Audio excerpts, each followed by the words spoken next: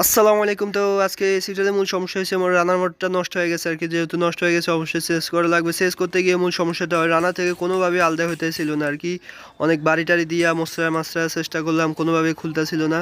তো এখানে তেল দিলাম আর কি, পরবর্তী তেল দিয়ে আরও কয়েকটা বাড়ি দেওয়াতে দেখলাম হালকা একটু বাইরে হয়ে গেছে। তো হালকা একটু যেহেতু বাইরেছে অবশ্যই খুলবে। তো এরপরে ইয়াটা দইরা রান্নারের লোহাটা দইরা অনেক মোচড় দেওয়ার পর দেখলাম যে খুলে গেছে আলহামদুলিল্লাহ। এই যে দেখতে পাচ্ছেন এই জায়গায় মূলত জাংটা ছিল, যেহেতু ঘোরাঘুরি করা হয়েছে সেহেতু জাংটা সরে গেছে আর কি। তো আমি তো বলেছিলাম রান্নাটা কোন সময় ভেঙে জায়গা। যাই হোক, যেহেতু সব খুললাম আমি চিন্তা করলাম মাস্টার সার্ভিসিংটা করে দিই। চেম্বারে অনেক ময়লা ছিল, এরপরে সার্ভিসিং করে একবারে লেট্রিন ক্লিন করে দিলাম আর কি, চকচক করতেছিল। এরপরে আমি আমার মতো করে সব ফিটিং করে কাজটা ওকে করে দিলাম আর কি, গ্যাস চার্জ করে। দেখতে পাচ্ছেন যে ঠান্ডা কুলিং খুবই ভালো হতেছিল আর কি। এখানে দেখতে পাচ্ছেন যে মাত্র 3 ফিটের মতো পাইপ ব্যবহার করা হয়েছে আর কি, যেখানে 8 থেকে 10 ফিট পাইপ ব্যবহার করা ম্যান্ডেটরি, না হলে কম্প্রেসার উপরে চাপ পড়ে। যাই হোক, ওনারা ওনাদের মতো করে কাজ করছে, কেন করছে আমি জানি না। যখনই বিলটা নিতে যাই তখনই মূল সমস্যাটা হয়।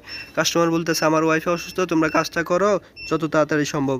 তো আমরা দুপুরবেলা না খাইয়ে কাজটা কমপ্লিট করলাম। বিল নেওয়ার সময় বলতেছে যখনই বিলটা তৈরি করে দিলাম তখনই 2-3 হাজার টাকা কম দেয়, অথচ ওই সময় বলছে যে কাজ করো, কোনো সমস্যা নেই। তো এই ধরনের কাস্টমারকে আসলে কি বলা উচিত আপনারাই বলেন। ওই সময় মন চাইছে এসিটা খুললে আবার একটা আসার মেয়েটা ভেঙে গেলে।